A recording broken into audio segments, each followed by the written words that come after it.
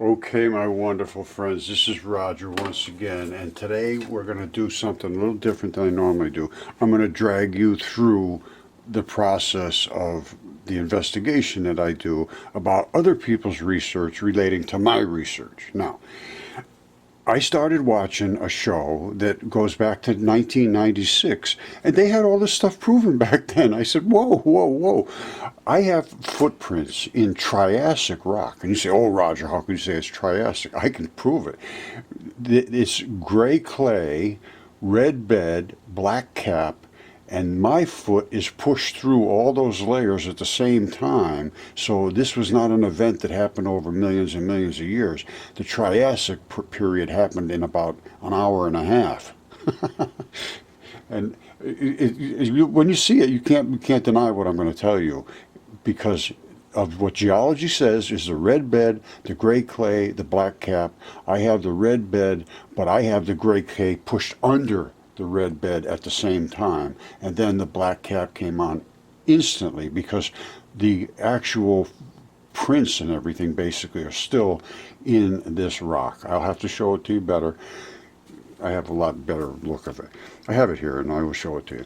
And then I have, of course, the fingerprints and the fingertips and giants I have, and that's been DNA certified. So we got a lot to go over. The nucleophilic process of how things transform from biology into stone, even geese and goose heads, feathers, everything. This is new. This is very, very, very new, and people having a hard time adapting to the understanding that this is actually factually true. So we're going to go through this. I'm going to drag you through the soup with me. I've been through the soup, and now you're coming with me. So get ready. Soup up. This was a giant creature, and I mean giant, that died in the flood. This is the layers of flesh, literal layers of flesh, and you can see them.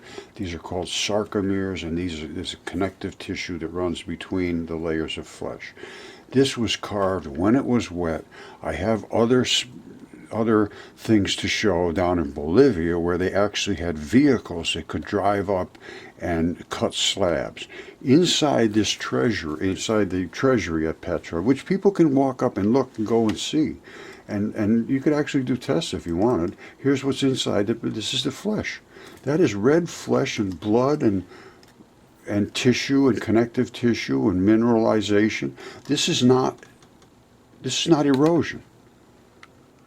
This was wet, tendinous biological matter right after the flood. Somebody was here with tracked vehicles that had like tank treads and roller wheels that could drive on dry surface and still also sink in and then use the tank treads to drive on the wet stuff. It obviously was wet. It sunk in. It obviously, something cut these slabs over here, and I believe it was a big machine, and then they took those slabs and made the walls. And they were wet when they made the walls, so the walls came out nice, and they didn't have to use anything. It was just like putting globs of putty, and it just all settled together. Some they finished off really nicely. Some of them they just threw them up there. This is what they were cutting, was just chunks and slabs, whatever they could get. Some of it they made really good and nice. And then at the end, it looks like, because these were the ones that were in the back, so this was earlier, and they had some pretty good looking pieces. Here they sort of used a little leftovers, it looks to me. This is bone. Normally they didn't want that bone included. See, this is a blow up of that shot. Normally they wanted the nice clear tendinous stuff. But even look at that one, that's just a mess. So I don't know what happened, whether they ran out of the good stuff and they just went into the junk down here. But to me, it's very clear that they were cutting slabs of that wet biology, putting it back here, it dried out, turned into perfectly engaged stones. All right, like I said, I'm going to drag you through this together. This is 45 minutes long, and there's a supplement to this, and then there's another one on top of that. It just keeps getting deeper and deeper and deeper, and it starts here at 1996 and comes forward. People have known this for hundreds of years, and they have not been able to speak about it. Well, now the technology exists that it cannot be denied anymore. And at this point, it couldn't be denied. So it's time for the denials to stop. But when I got to about this point, I knew it was manifest destiny that I had to show you this. And watch this. Tonight we'll examine these and other controversial findings to see if what we're being taught about the origins of man is supported by the evidence. We'll meet a new breed of scientific investigators who claim that the history of man on this planet may be radically different than what is accepted today. Before the 19th century, Western man looked to the Bible for an explanation of his origins. In the story of Genesis, God created man from the dust of the earth 6,000 years ago. But when man dug into the earth for answers, he found evidence that appeared to tell a different story. Evolution. In 1859, Charles Darwin published his book, The Origin of Species. See, when I saw the feather and I saw all this kind of stuff, I said, that's it. Manifest destiny. And I'm going to tell you right now, when man dug into the dirt of the earth, what he was digging into was biology. We got a lot to talk about. This book put forth the revolutionary idea that all life on Earth could be explained by the workings of nature. Instead of a supreme being creating the diversity of life, the theory of evolution proposes that accidental changes in nature are the cause. These changes are governed by the process of natural selection, survival of the fittest. Over the past 2 centuries, archaeologists have collected bones and artifacts that suggest there's a logical sequence of evolutionary steps from ape to man. Man's earliest relatives were ape-like beings who appeared around 25 million years ago. The first of those to walk upright emerged 20 million years later. Over the remaining 5 million years, he continued to evolve, passing through various stages of development until modern man, like ourselves, emerged over 100,000 years ago. Archaeologists determine the age of artifacts by the level of strata or layer of earth they're found in. All right. This is obviously an issue now that we understand that these layers are not stratified layers of sediment. These layers are layers of tissue biology from giants in the earth in those days. And then after that, there were more giants.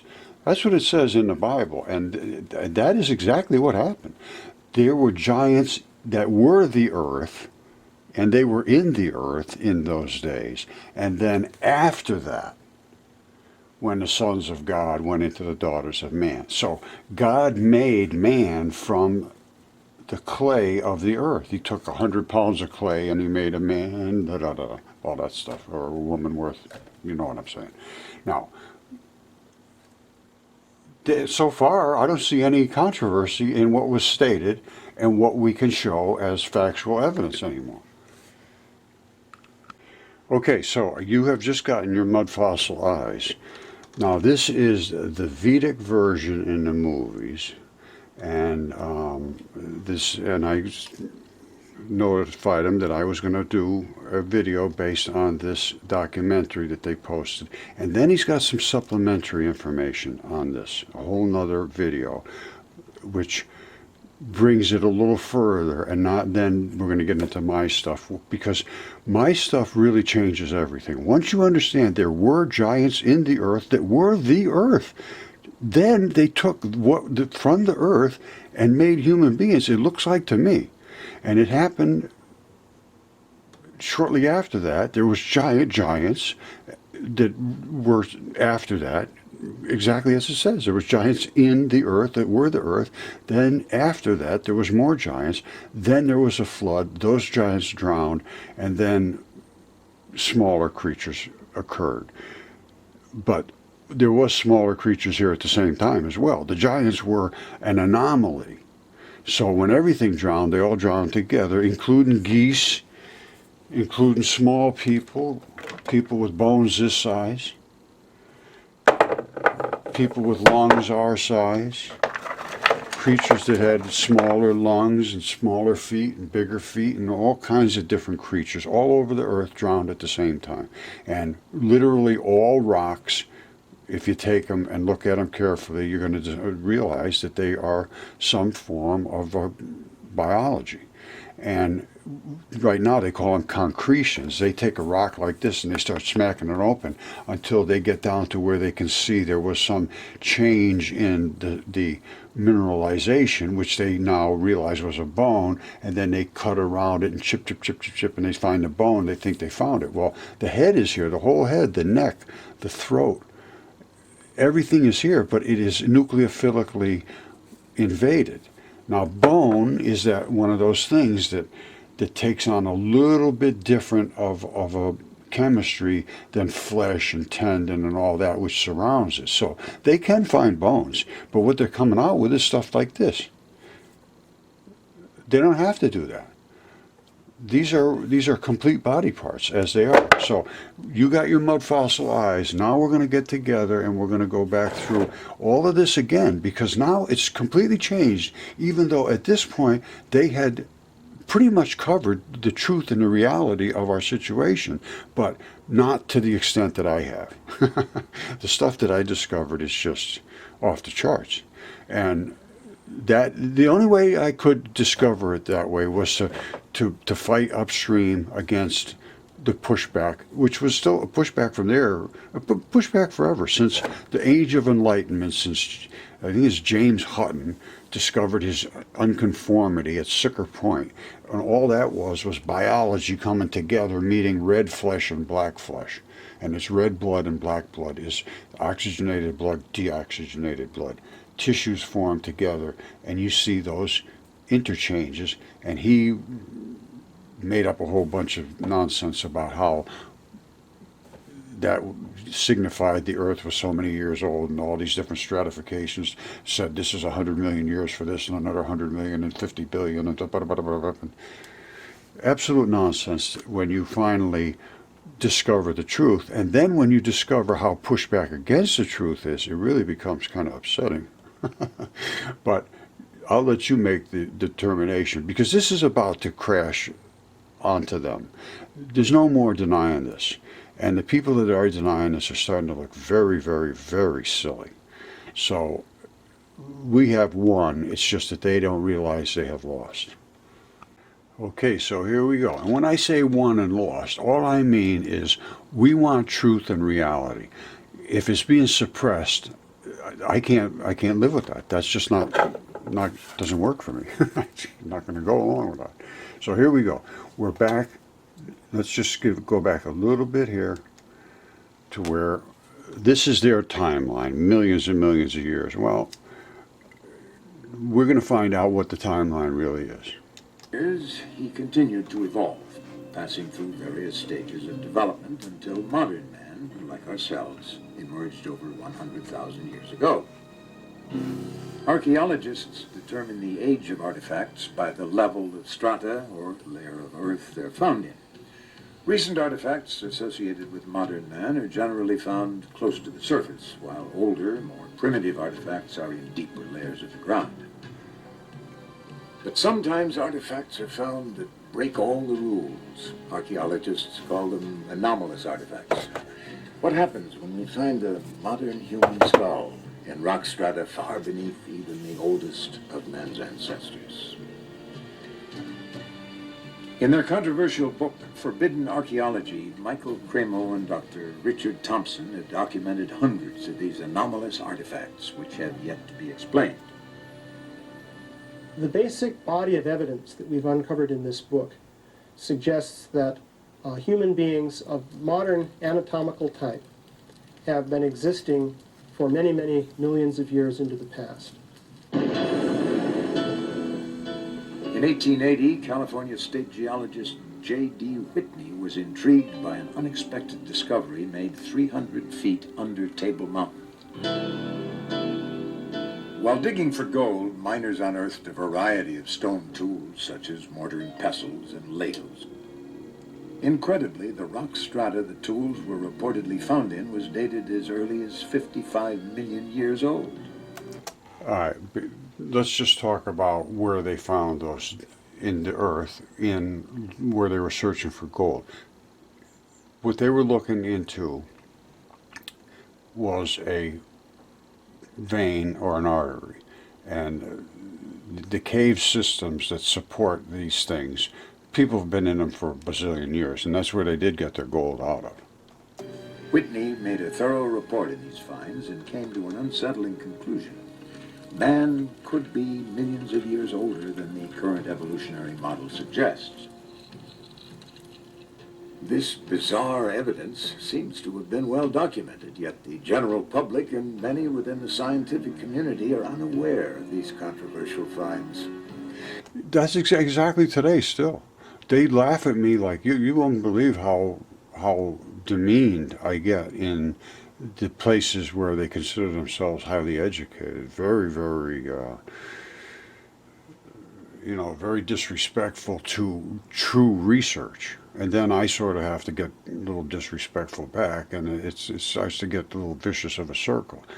So either you just accept it and go on about life, which is not my way, or you just find yourself running through that circle over and over, and that's what I've been doing for 10 years. Now, I can see the circle is starting to change, and very soon there will be the ones that were on the outside of the circle will be the ones inside the circle, because they will be the ones that you just have no way to get out of the condition that they're going to find themselves in, which is denying reality. The question is, why haven't we heard of these discoveries before? Oh, I think we're talking about a massive cover-up. As I said, over the past 150 years, these archaeologists and anthropologists have covered up as much evidence as they've dug up, literally. Basically what you find is something we call a knowledge filter. This is a fundamental feature of science. It's also a fundamental feature of human nature. People tend to filter out things that don't fit, that don't make sense in terms of their paradigm or their way of thinking. So in science, you find that evidence that doesn't fit the accepted paradigm tends to be eliminated. It's not taught, it's not discussed, and people who are educated in scientific teachings generally don't even learn about it. Conventional theory states that modern man originated in southern Africa around 100,000 years ago. From there, he migrated north into Europe and southern Asia, continued through Asia, and crossed the Bering Strait into the New World around 30,000 years ago. Okay, let's hold it off right there for a moment. Okay, so I decided I'm going to do it in segments, and this is segment 1. Don't forget now, the Earth is literally made of giant creatures, as far as I can determine. There were giants in the Earth in those days, and then after that, there was more giants. And that's muscle. It is, and I have one in my shop here that's not that big, but it's exactly the same muscle. I mean, it's exactly the same. And the red blood is red blood, and that's a tendon that locked into a bone. There's a round bone up there somewhere, and then the tendon, and then the muscle, and then the muscle breaks off in these fibers. Now, it's time to take a look again at our real history, and this was very good. I mean, this guy, well, let me just show you quickly that they determined long ago, this was 25 years ago.